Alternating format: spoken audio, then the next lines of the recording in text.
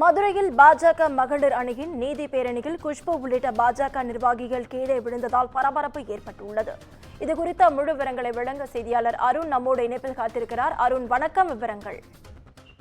நவீனா, அண்ணா பல்கலைக்கழகத்தில் பயிலக்கூடிய மாணவி ஒருவருக்கு கடந்த சில நாட்களுக்கு முன்பு பாலியல் வன்கொடுமை அளிக்கப்பட்டுள்ளது. இதில் திமுக நிர்வாகி ஞானசேகரன் என்பவர் கைது செய்யப்பட்டிருக்கிறார்.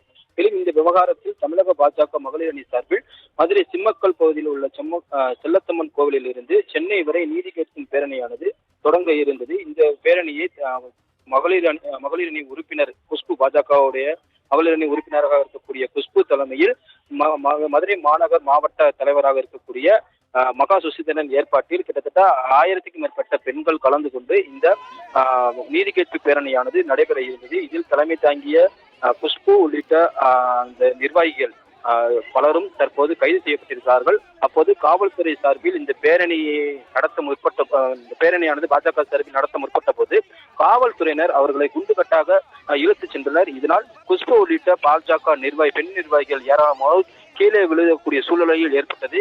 இதில் கீழே விழ முற்பட்ட பாஜக நிர்வாகியாக இருக்கக்கூடிய நடிகையுமான குஷ்பு அவர்களை அங்கிருக்கக்கூடிய பாஜக பெண் நிர்வாகிகள் மற்றும் பெண் காவலர்கள் அவர்களை மீட்டிருக்கிறார்கள்.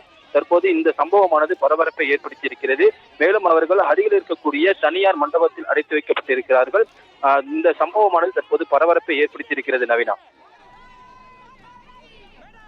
விவரங்களுக்கு நன்றி அருண்.